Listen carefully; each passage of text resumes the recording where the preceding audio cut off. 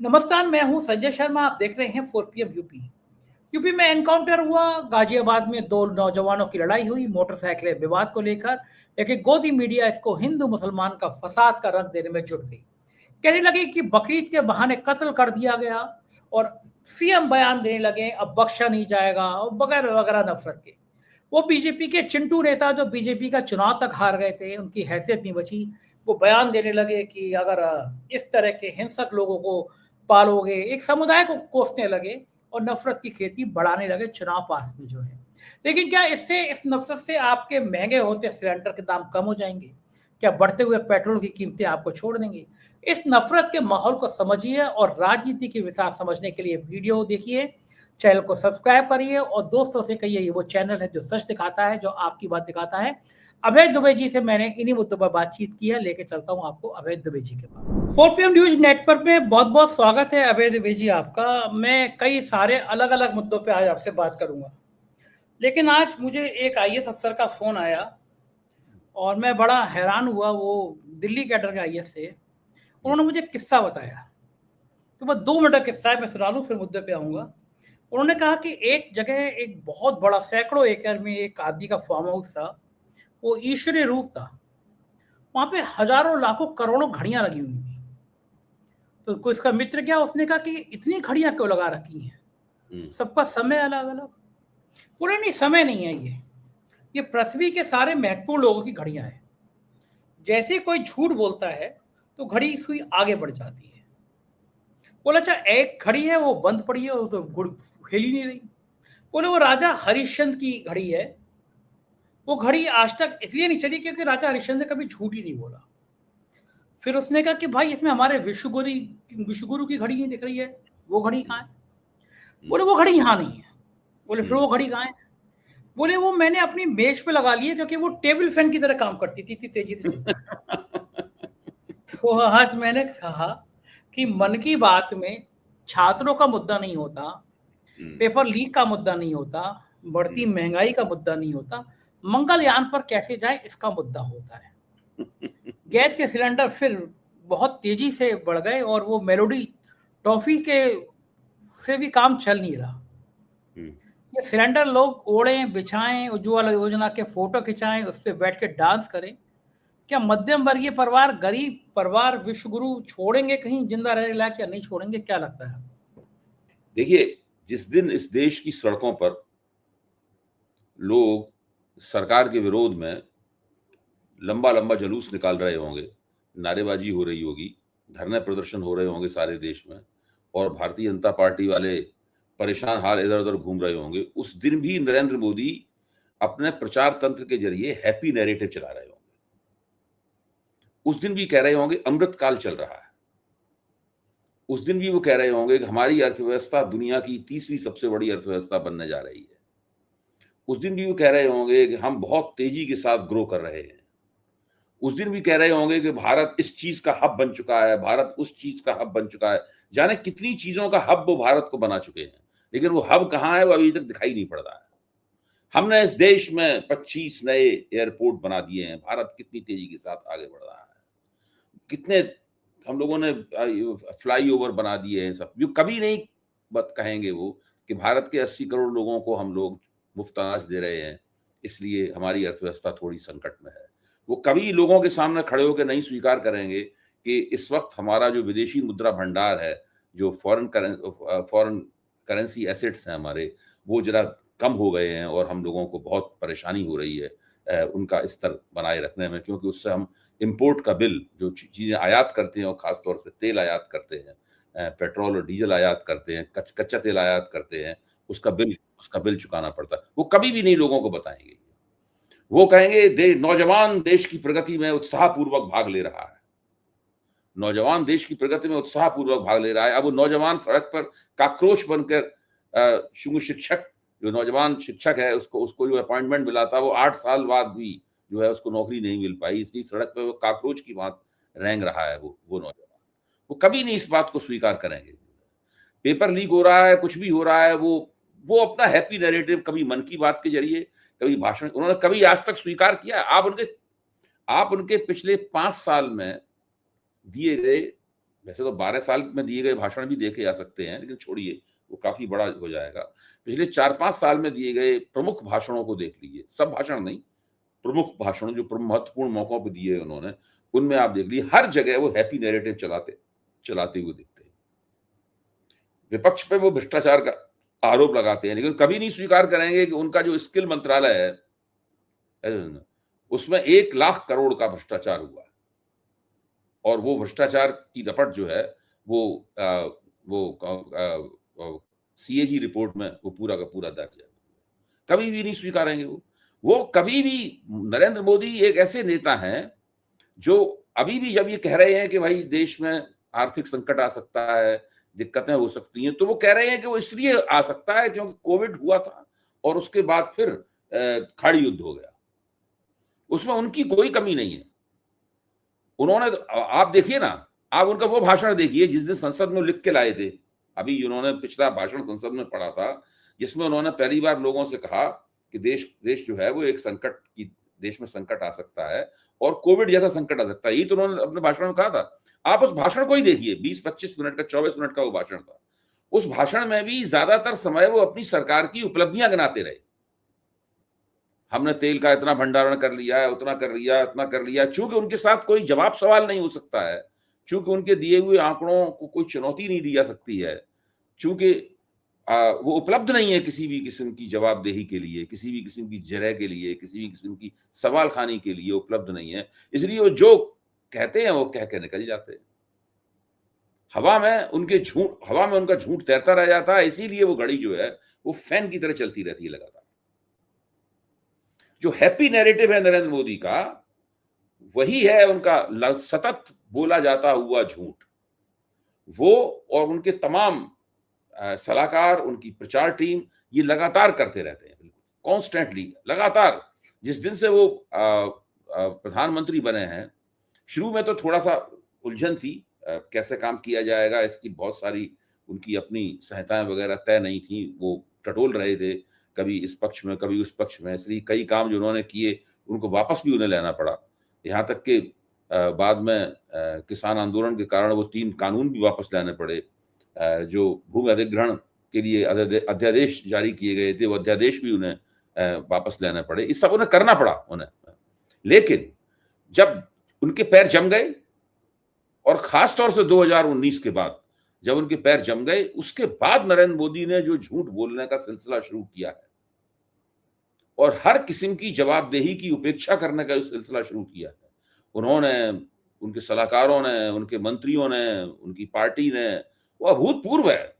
वो भारत के इतिहास में ही नहीं, दुनिया के इतिहास में महत्वपूर्ण है। ऐसा कहीं दुनिया में नहीं हुआ जैसा नरेंद्र मोदी ने किया है।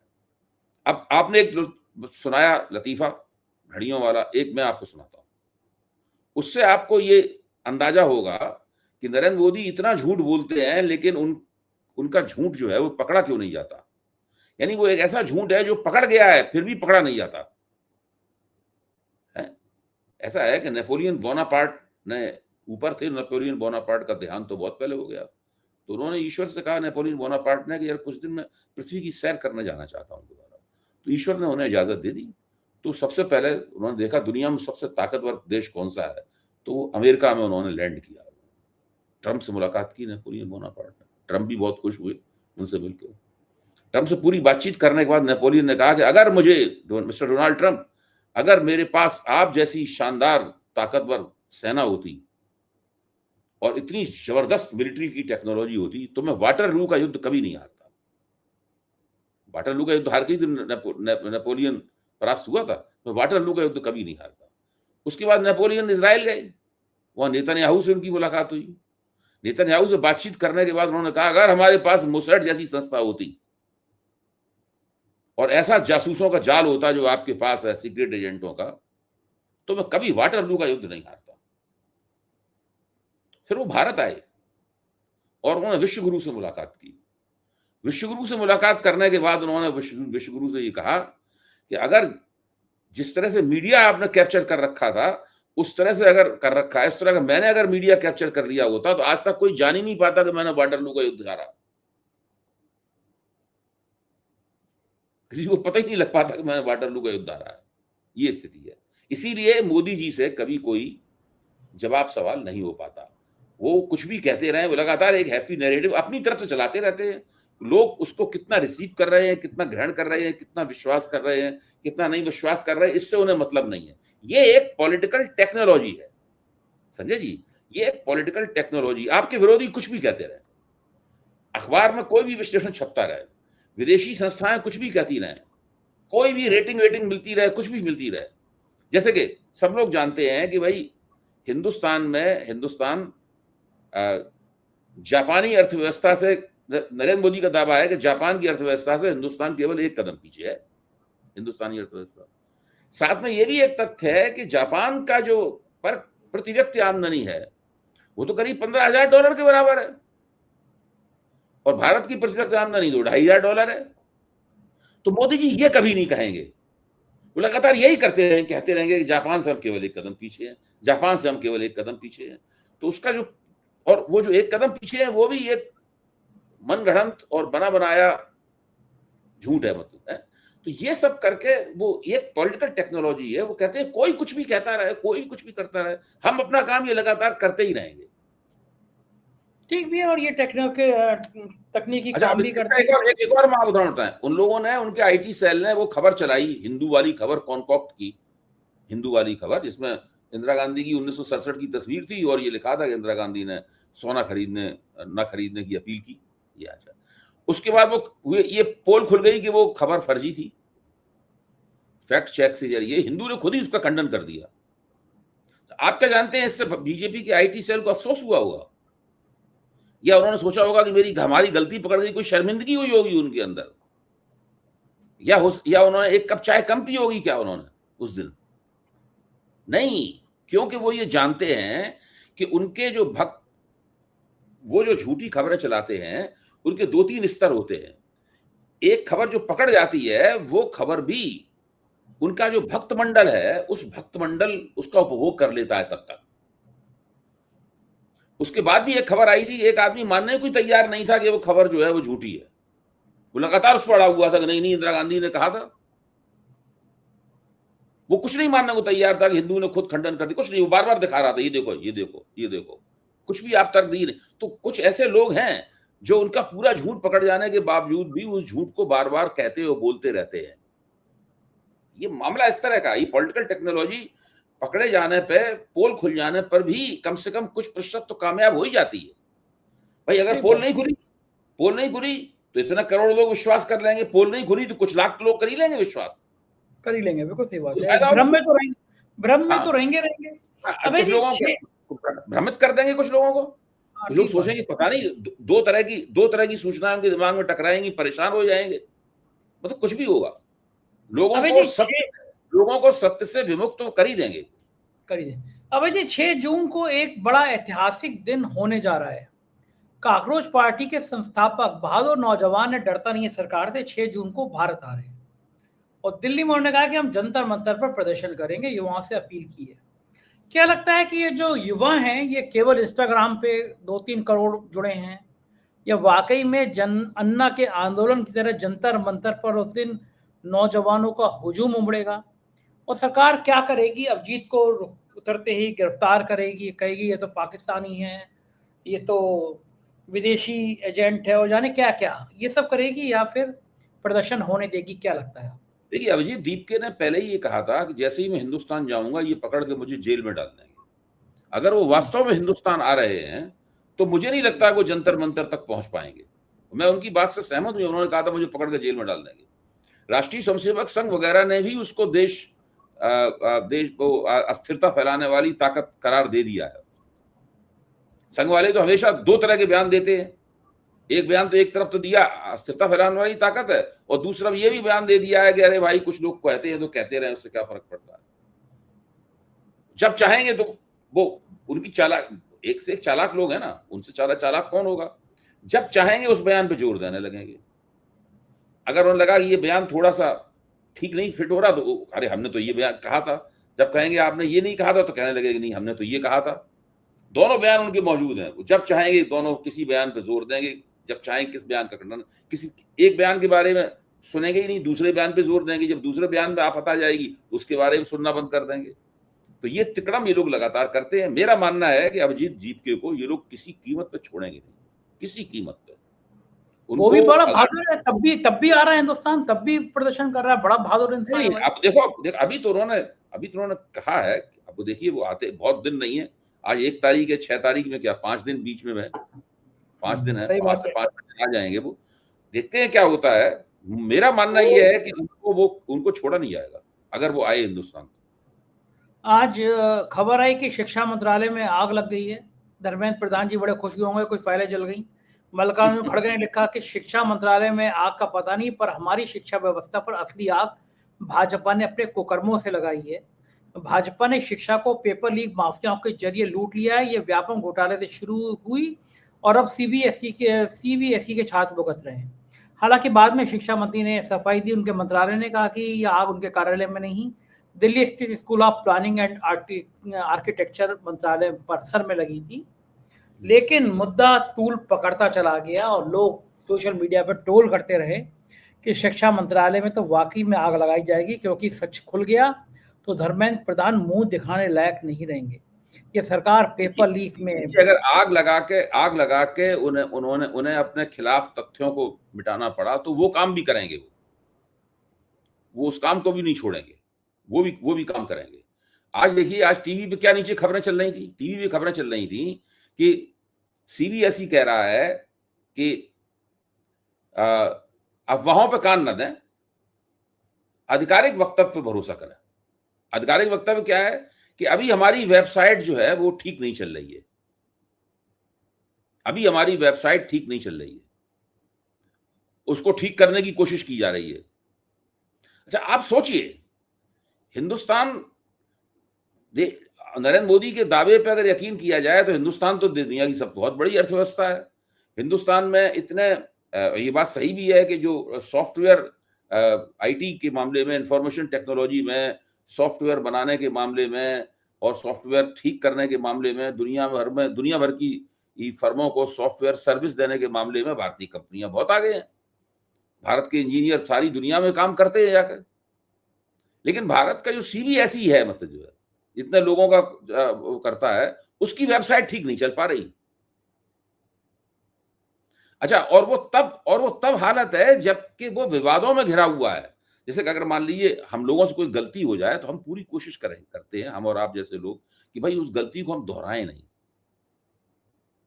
या हम कुछ ऐसा काम करें इससे गलती हमारी और ना बिगड़े। मतलब आप देखिए ना, जब 2024 में मोदी जी ने गठजोड़ सरकार के प्रधानमंत्री के तौर पर शपथ ली थी, उसके बाद से आज तक, उसी वक्त पेपर लीक हुआ था बहुत जबरदस्त, तब से लेके अब तक निरंतर शिक्षा व्यवस्था की क्या हालत है। 2 वर्ष में ये लोग कुछ भी नहीं हासिल कर पाए। प्रतियोगी परीक्षाओं से लेकर सीबीएसई की परीक्षाओं तक पूरी तरीके से शिक्षा व्यवस्था का ढांचा जो है ना, चरमराया हुआ है। ऐसा लगता है कि भ्रष्ट और अक्षम लोगों ने, भ्रष्ट और अक्षम लोगों ने इस पूरी व्यवस्था पर कब्जा कर रखा है। बेइज्जती हो रही है, इन लोगों को शर्म नहीं आती। ये लोग रक्षा मंत्री राजनाथ सिंह के घर पे मीटिंग करते हैं और कहते हैं हम वायुसेना की मदद लेंगे। इसमें मतलब जो भी सुनता है वो हंसने लगता है। हम माथा भी नहीं पीट सकते, कैसे लोग हैं। और उसको धर्मेंद्र प्रधान को लज्जा भी नहीं आती कहते हुए। उस मीटिंग से ये निर्णय निकलना कि वायुसेना की मदद लेंगे, या वायुसेना की वो निर्णय जो है वो सरकार, रक्षा मंत्री, वो मोदी जी के हाथ में है, वो जो बताएं। तो ये स्थिति है इन लोगों की। इन सबके बीच में सिलेंडर ने फिर खुशखबरी दे दी है, रॉकेट की तरह फिर बढ़ गया है। क्या करेंगे आप और हम, और क्या करेंगे गरीब लोग? देखिए, जो बिल्कुल मैं तो इस मामले में मेरा दिमाग बिल्कुल साफ है।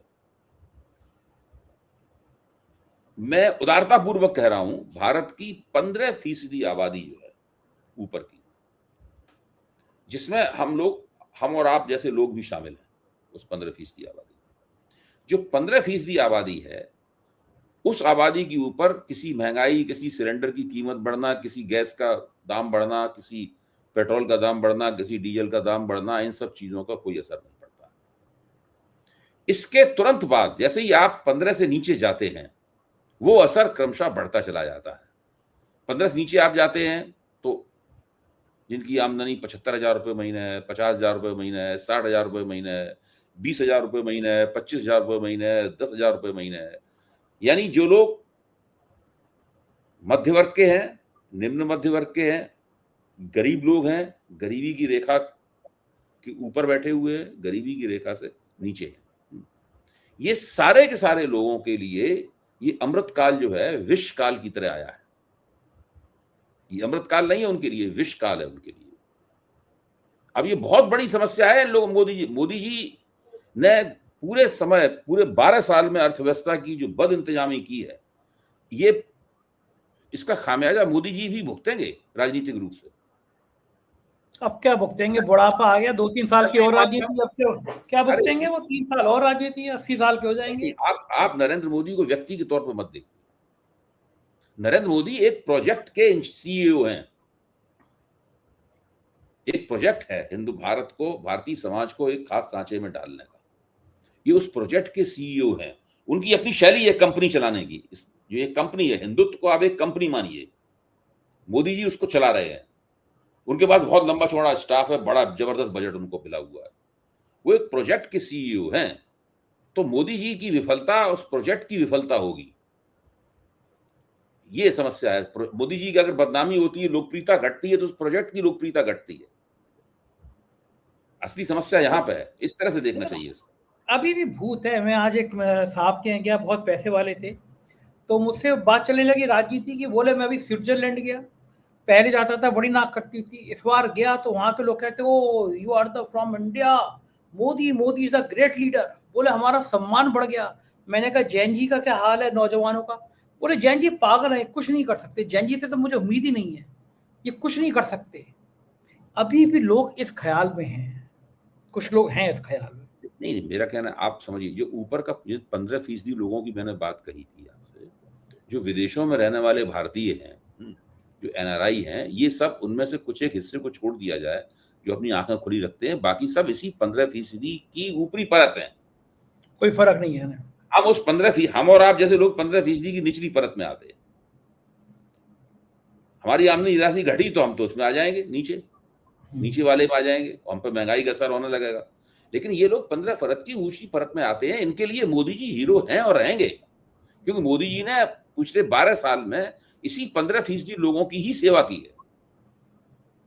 जब मोदी जी ने 15% लोगों को ही और खुशहाल और उत्तरोत्तर और अमीर बनाया है और ताकतवर बनाया है, तो वो लोग कहेंगे ही मोदी जी पे हमें गर्व है।